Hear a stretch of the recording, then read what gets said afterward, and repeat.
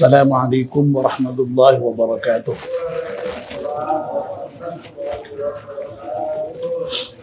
Bismillahirrahmanirrahim. Alhamdulillahi rabbil alamin. Wassalatu wassalamu ala asyrafil mursalin Sayyidina wa maulana Muhammad wa ala alihi wa sahbihi ajma'in. Amma ba'd. Ibu-ibu, bapak-bapak, dan saudara-saudara sekalian, jamaah salat maghrib Masjid Taqwa yang insyaallah dimuliakan. Alhamdulillahi rabbil alamin. Kita panjatkan syukur pada Allah Subhanahu wa taala yang pada malam hari ini atas limpahan rahmat dan nikmatnya kita semua bisa hadir di masjid salat maghrib berjamaah, dan sekarang kita melakukannya dengan melakukan kajian ba'da maghrib. Kita mohon pada Allah Subhanahu wa taala semoga seluruh rangkaian ibadah kita di malam hari diterima oleh Allah Subhanahu wa taala. Amin ya rabbal alamin. Mari kita mulai kajian kita dengan berdoa bersama-sama. Bismillahirrahmanirrahim. Asyhadu an la ilaha illallah wa asyhadu anna Muhammadar Rasulullah. Raditu billahi rabba wa bil islami dina wa bi Muhammadin nabiyya wa rasulah. Rabbi zidni ilman nafi'a warzuqni fahman wa hukma wa alhiqni bis salihin. Amin. Bapak dan ibu-ibu, kita masih melanjutkan kajian kitab Taisirul Khalaq. Yang terakhir beberapa waktu yang lalu kita sudah menyelesaikan bab tentang al-hurur, ya, tertipu, ya. Malam ini kita akan membahas bab baru, al-zulm, kezaliman, ya. Namun sebelum kita baca, mari kita membaca surat Al-Fatihah sekali untuk pengarang kitab Taisirul Khalaq ini. Semoga kitab yang kita baca ini bermanfaat untuk kita semuanya. Ala hadiniyah Al-Fatihah. A'udzu billahi minasyaitonir rajim. Bismillahirrahmanirrahim. Alhamdulillahi rabbil alamin, arrahmanir rahim, maliki yaumiddin. Iyyaka na'budu wa iyyaka nasta'in. Ihdinas shiratal mustaqim. Shiratal ladzina an'amta 'alaihim ghairil maghdubi 'alaihim waladdallin. Amin. Langsung saja kita baca bab al-zulm, kezaliman. Jadi kata-kata zalim itu sudah menjadi kata dalam bahasa Indonesia, ya. Termasuk juga lawannya adil. Adil itu juga sudah menjadi kata dalam bahasa Indonesia. Seringkali kata zulm diterjemahkan dengan aniaya, ya. Nah, apa yang dimaksud dengan aniaya itu atau az-zulm itu, ya? Pengarang kitab Taisirul Khalaq ini, yakni Asy-Syaikh Hafidz Hasan Al-Mas'udi, menjelaskan mengenai pengertian az-zulm, ya, kezaliman. Huwa, yang dimaksud dengan az-zulm itu al-huruju an haddil i'tidali bitaqsiri au tajawuzul haddi, ya. Yang dimaksud dengan zulm atau kezaliman adalah keluar dari batas i'tidal, ya. I'tidal itu bisa dimaknai dengan sedang, ya, keseimbangan, keadilan, ya, itu i'tidal, ya. Nah, jadi kalau seseorang itu keluar dari batas yang sedang tadi, yang adil tadi, yang seimbang tadi, itu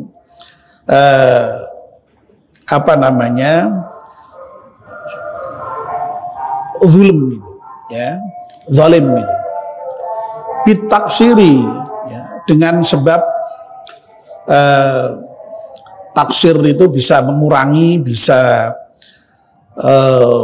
lalai, bisa lengah, bisa mengabaikan, ya. Mengabaikan apa? Ya batas-batas tadi itu, ya. Au tajawuzul haddi, atau melampaui batas, ya. Jadi yang namanya kezaliman atau aniaya itu adalah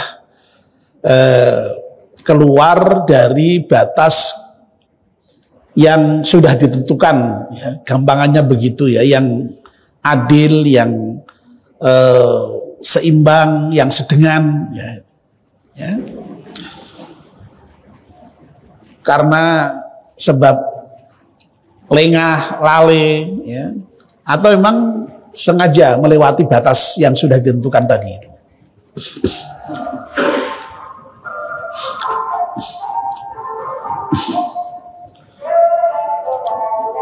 Ada definisi yang barangkali lebih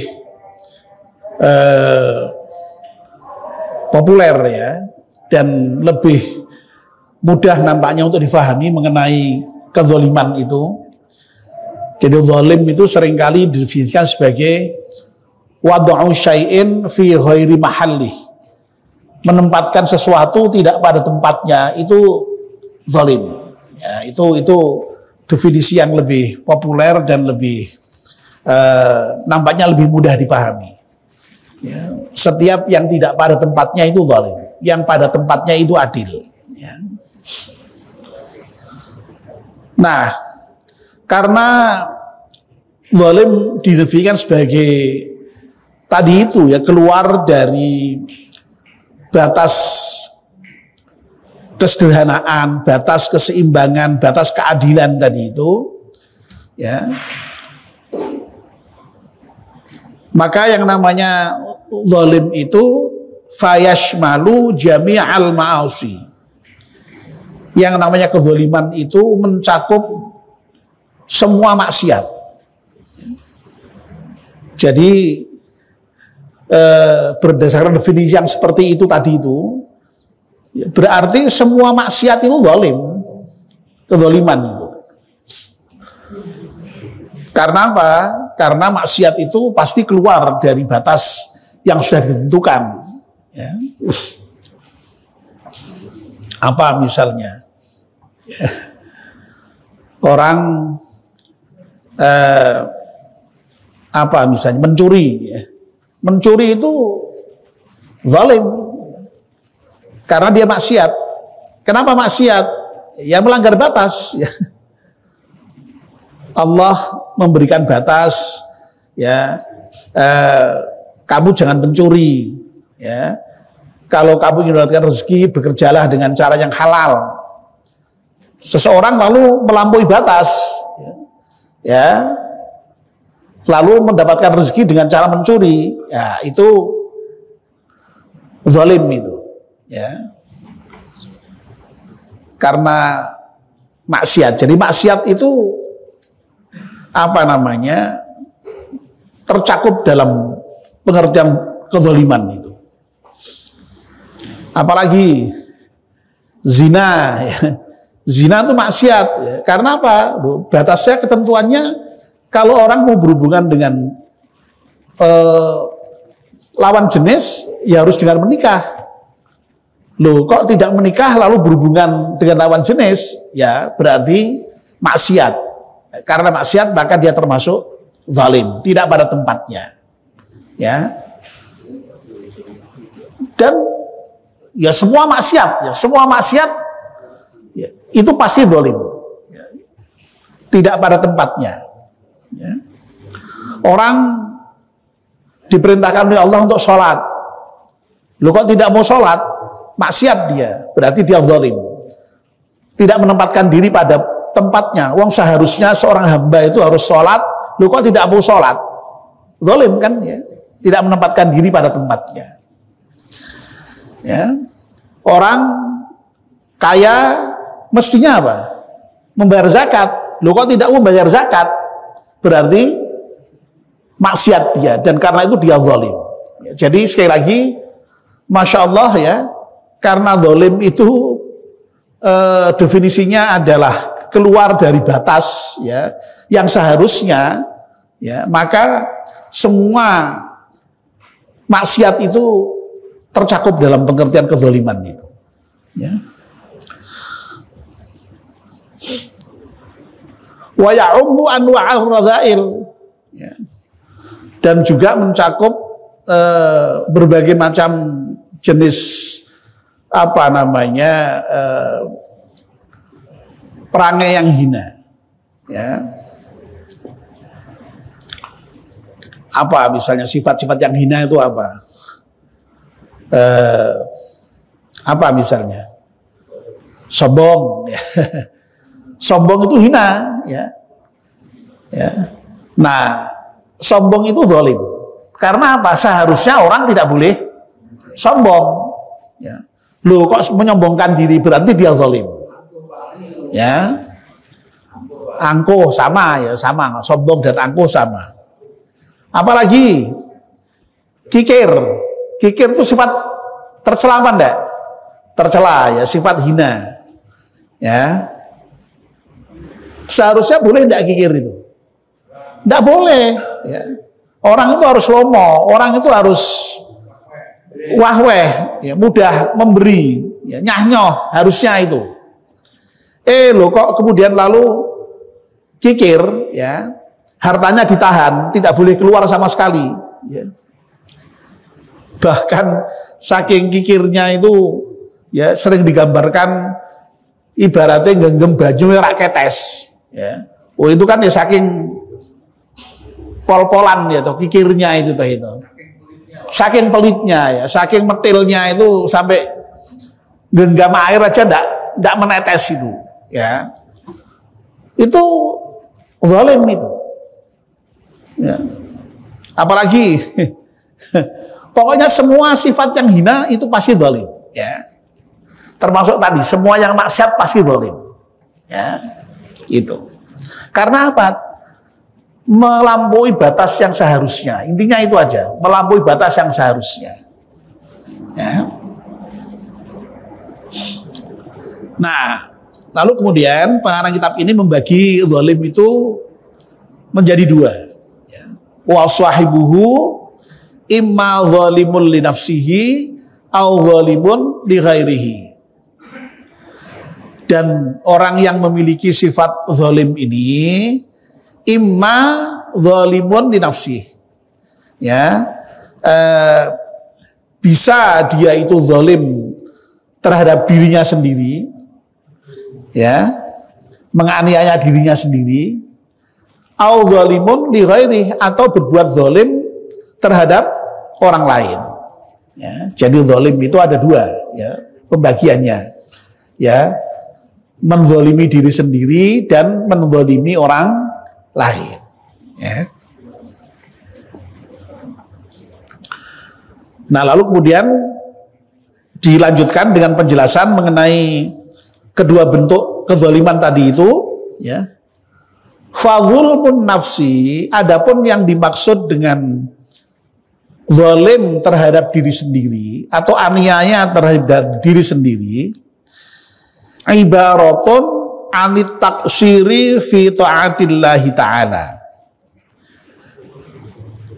Jadi aniaya terhadap diri sendiri, zalim terhadap diri sendiri itu merupakan istilah, ya, merupakan ibarat, ya, istilah dari at-taksir fi ta'atillah.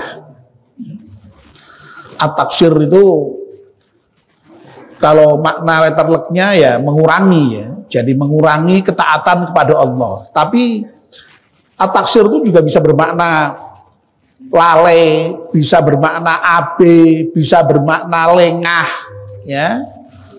Di dalam taat kepada Allah Subhanahu wa taala. Artinya apa? Orang itu sembrono, tidak mau bertaat kepada Allah. Nah, orang yang tidak taat kepada Allah itu zalim. Ya. Makanya tadi saya contohkan, ya, semua bentuk maksiat, maksiat itu kan lawan dari taat. Orang seharusnya sholat, tidak sholat itu maksiat dia. Ya. Orang seharusnya zakat, tidak zakat berarti maksiat. Ya. Orang seharusnya puasa, tidak puasa berarti maksiat. Orang seharusnya berhaji, tidak berhaji berarti maksiat. Pokoknya intinya, ya, lawan dari taat itu adalah maksiat. Nah, kalau orang sekali lagi, ya, kemudian tidak mau taat, AB tidak melaksanakan ketaatan pada Allah, tapi sebaliknya malah jatuh kepada maksiat. Nah, itu yang disebut dengan zalim. Tapi zalimnya zalim terhadap diri sendiri. Karena apa? Yang rugi dirinya sendiri. Ya. Ya. Orang tidak sholat itu kan tidak mengganggu orang lain. Ya. Orang tidak puasa itu kan tidak mengganggu orang lain. Ya. Tapi merugikan diri sendiri, mencelakakan diri sendiri. Ya. Nah, itu apa namanya, zalim terhadap diri sendiri. Orang minum minuman keras, orang mabuk-mabukan, itu zalim terhadap diri sendiri itu. Ya. Karena dia tidak taat kepada Allah, ya, mengabaikan taat kepada Allah, ya, lalai taat kepada Allah. Ya. Tidak hanya itu, autarkil imani, bahkan masya Allah ya, kalau sampai kemudian meninggalkan iman, ya ini lebih parah lagi ya. Jadi orang tidak taat saja itu sudah zalim terhadap dirinya sendiri. Nah, orang kok kemudian sampai meninggalkan iman, oh itu lebih zalim lagi. Ya. Karena apa? Karena ya seharusnya manusia itu dengan apa namanya, segala perangkat yang sudah dimilikinya berupa akal, hati, ya, indera, itu mestinya bisa mikir, bisa merhatikan, ya. Sehingga kemudian kalau betul-betul mau menggunakan akal pikirannya itu bisa sampai pada kesimpulan lah bahwa yang namanya alam semesta ini adalah merupakan ciptaan Allah Subhanahu wa taala. Ya. Dan lebih-lebih memang dalam kenyataannya Allah tidak hanya menganugerahkan seluruh perangkat yang ada dalam diri manusia yang berupa indera, intuisi maupun akal, tapi Allah sungguh-sungguh telah mengutus para nabi dari mulai Nabi Adam yang merupakan manusia yang pertama, terus diutus nabi berikutnya, ya, sampai kepada nabi yang terakhir, yakni Nabi Muhammad SAW. Ini kan sebenarnya mestinya menjadikan manusia itu ya beriman kepada Allah. Tapi kalau sampai kemudian dia tidak beriman, itu ya lagi-lagi itu namanya zalim juga. Ya.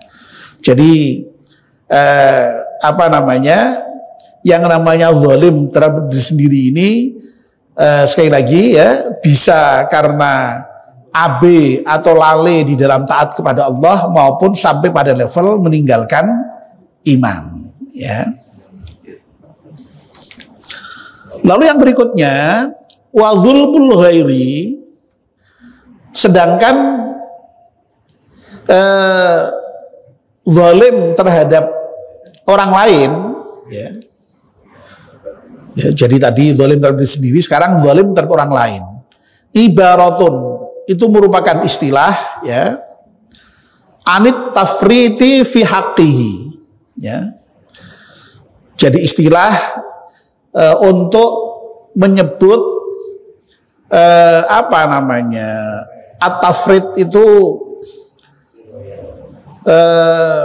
apa, kalau makna apa aslinya ya bisa melampaui batas, ya. Ifrat itu melampaui batas, ya. Tapi di sini juga bisa bermakna AB, bisa bermakna lalai, ya. Ya. Lalai terhadap apa? Fi haqqihi, di dalam menunaikan hak orang lain tadi itu, ya. Jadi seharusnya itu kalau pada orang lain itu apa yang menjadi hak orang lain ditunaikan, nah ini diabaikan, ya. dilalaikan, ya. Ini apa misalnya, ya? Ini dicontohkan beberapa contoh, ya. Ka'idha'il jari, ya. Seperti misalnya menyakiti tetangga, ya. Itu zalim, itu menyakiti tetangga itu. Dan zalimnya zalim kepada orang lain, ya. Dan akibatnya juga berakibat kepada orang lain. Kalau zalim terhadap diri sendiri tadi akibatnya untuk dirinya sendiri, tapi kalau zalim pada orang lain yang menanggung susahnya orang lain itu. Ya. Loh, kenapa kok zalim lagi-lagi? Ya, penjelasannya sederhana. Seharusnya, ya, sekali lagi seharusnya yang namanya tetangga itu harus diapakan? Harus dibaiki, kan, ya. Wong perintahnya itu fa'akrim jarohu, hendaknya muliakan tetanggamu. Fa'ahsin jarohu, hendaknya kamu baiki tanggamu. Loh, ini kok malah disakiti, ya berarti ya zalim itu, ya. Jadi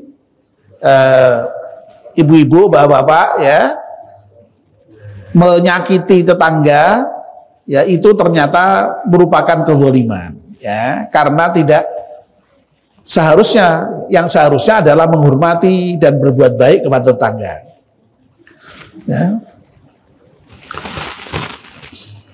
Banyak sekali hadis yang kita itu diperintahkan untuk berbuat baik kepada tetangga, ya. Nabi itu sampai pernah ngendika begini, Allah itu kok sering sekali, ya, memerintahkan saya untuk berbuat baik kepada tetangga, ya.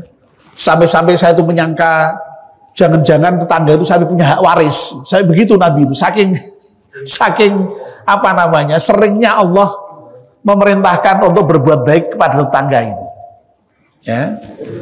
Dan sebaliknya menyakiti tetangga itu dilarang betul itu, ya. Nabi sampai mengatakan tidak dianggap sebagai orang yang beriman kalau sampai ada tetangga yang merasa terganggu olehnya, baik itu terganggu oleh tangannya maupun oleh lisannya, ya. Jadi menyakiti dengan lisan aja tidak boleh, apalagi sampai dengan tangan, ya. Menyakiti secara verbal saja tidak boleh, apalagi sampai dengan tindakan, ya, itu dilarang betul, ya. Jadi sekali lagi, berbuat buruk, ya, menyakiti tetangga itu adalah kezaliman, ya. Wa ihanatid dhaifi, ya, menghinakan tamu, ya, itu zalim, ya. Karena apa? Seharusnya tamu itu dihormati. Wong Nabi berkali-kali mengatakan, mangka yu'minu billahi wal yaumil akhir fal yukrim dhaifah. Barang siapa yang beriman kepada hari akhir, hendaknya hormati itu tamumu, ya. Lah kok sebaliknya malah dihinakan, ya. Zalim, ya. Jadi sederhana sekali pokoknya, mengukur kezaliman itu sederhana. Pokoknya kalau tidak seharusnya itu zalim, gitu aja, ya. Ya. Lalu apa lagi? Waftira'il kadhibi, ya. Iftira'ul kadhib itu mengada-adakan kebohongan.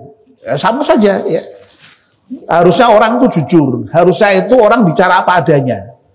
Lah kok senangannya bikin hoax, senangannya ngarang cerita, ya, menyebarkan lagi. Wah, hati-hati, ya. Zaman sekarang ini banyak sekali orang yang apa namanya, suka menyebarkan hoax itu, ya. Ada berita belum tentu benar dan salahnya sudah disebarkan, ya. Ya. Perasaannya menyebarkan kebaikan, tapi kalau itu kebohongan, ya tetap tidak baik, ya.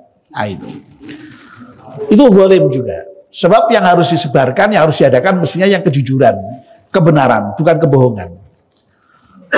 Wal ghibati, ghibah, ya. Apa ghibah itu apa? Ngerasani, menggunjing, ya. Itu juga zalim itu.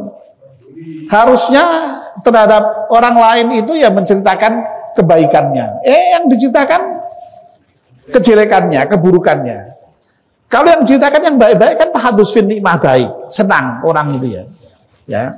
Tapi kalau yang diceritakan yang buruk-buruk pasti marah, orang pasti nggak senang. Nah, ketika kita menceritakan orang lain dengan cerita-cerita yang tidak baik, lalu orang lain tidak suka, itulah yang disebut dengan riba. Ya. Dan yang terakhir, yang merupakan contoh dari kezaliman terhadap orang lain itu adalah wan namimah, an namimah ya. An namimah itu adalah adu domba. Ya. Jadi semua akhlak-akhlak yang buruk yang merupakan kezaliman ini kemarin sudah kita bahas semua ini ya. Berdusta, ghibah, namimah, ini sudah kita bahas semua kemarin ya. Nah, itu semua bentuk kezaliman itu. Karena memang tidak seharusnya ya. Mengadu domba itu tidak boleh. Karena seharusnya sesama mukmin itu harusnya merukunkan, mendamaikan ya. Lah mengadu domba ini kan enggak ya. Justru membuat orang supaya konflik ya toh. Omongannya sini ya diomongkan di sana panas toh ya, bareng panas lalu bertengkar ya. Nah, ini 6 jam berapa? Maghrib 6? Oh, Isya maksud saya ya. 46. Oh, masih 5 menit ya. Oke, baik, kalau gitu kita lanjutkan, tinggal sedikit lagi saja. Nah, lalu pengarang kitab ini di bagian akhir ini menyebut 2 hadis Nabi ya, yang menunjukkan buruknya kezaliman itu. Qala Nabi sallallahu alaihi wasallam, "Az-zulmu zulmatun yaumal qiyamah." Kezaliman itu nanti merupakan kegelapan di hari kiamat. Masya Allah ya. Mudah-mudahan kita terhindar dari sifat zalim ini sehingga besok di akhirat kita tidak mendapatkan kegelapan, tetapi justru yang kita dapatkan adalah cahaya ya. Lalu kemudian ya, ini yang berikutnya wa fil haditsil qudsi ya, dan juga dalam salah satu hadis qudsi ya. Kalau hadis biasa itu hadis yang merupakan dawuhnya Nabi, tapi kalau hadis qudsi itu hadis yang ngendiko kanjeng Nabi ya, tapi sesungguhnya itu merupakan firman Allah dengan redaksi kanjeng Nabi ya. Beda dengan Al-Quran. Kalau Al-Quran itu firman Allah yang redaksinya juga dari Allah langsung secara verbatim. Tapi kalau hadis qudsi itu firman Allah yang redaksinya kata-kata tidak verbatim, tidak persis dari Allah Subhanahu wa taala ya. Yang merupakan sabda Nabi ya, sabda Nabi sendiri ya.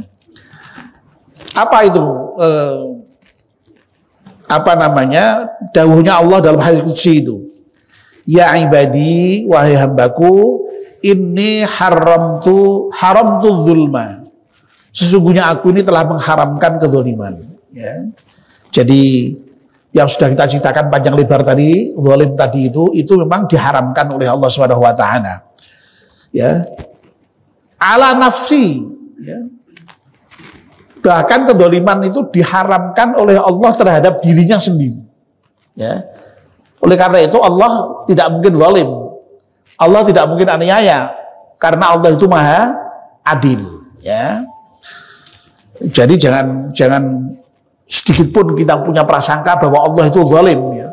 Allah mengharamkan zalim terhadap dirinya sendiri ya. Nah karena Allah itu mengharamkan zalim terhadap dirinya sendiri, kezaliman terhadap dirinya sendiri, wa ja'altuhu bainakum muharraman. Ya, oleh karena itu aku menjadikan kezaliman itu haram di antara kalian. Maksudnya apa? Di antara kita itu tidak boleh juga ada kezaliman ya. Fala tadzalamu. Oleh karena itu wahai hambaku, kamu jangan saling menzalimi ya. Jadi ini merupakan hadis qudsi, merupakan dawuhnya Allah dalam hadis qudsi ya yang menyatakan Allah sendiri mengharamkan kezaliman, dan oleh karena itu kita dilarang untuk berbuat zalim terhadap saudara-saudara kita. Ya. Dilarang untuk saling menzalimi. Ya. Kita diminta untuk berbuat seadil-adilnya, ya. Iktidal selurus-lurusnya, ya. Jangan sampai kemudian melewati batas yang sudah ditentukan oleh Allah Subhanahu wa ta'ala, ya. Nah, mudah-mudahan Bapak dan Ibu-ibu semuanya, kita semua ini bisa terhindar dari sifat zalim ini. Amin ya rabbal alamin. Bapak dan Ibu-ibu, ya. Ini kitab Taisrul Khalaq yang kita baca mulai Ramadan tahun lalu, ya. Ini sudah mau khatam, ya. Jadi ini tinggal satu bab saja, ya. Jadi nanti mungkin 1 atau 2 pertemuan lagi sudah selesai. Mudah-mudahan kita masih diberi kesempatan oleh Allah SWT untuk menyelesaikan, ya, kajian kitab ini, ya. Dan mudah-mudahan nanti kita bisa melanjutkan dengan kajian kitab-kitab yang lain. Amin ya rabbal alamin. Mari kita akhiri dengan berdoa bersama-sama. Bismillahirrahmanirrahim. Wal asri innal insana lafi khusrin illa alladhina amanu wa amilus salihati wa tawassaw bil haqqi wa tawassaw bis sabr. Subhanakallahumma bihamdika asyhadu an la ilaha illa anta astaghfiruka wa atubu ilaik. Wassalamu alaikum warahmatullahi wabarakatuh.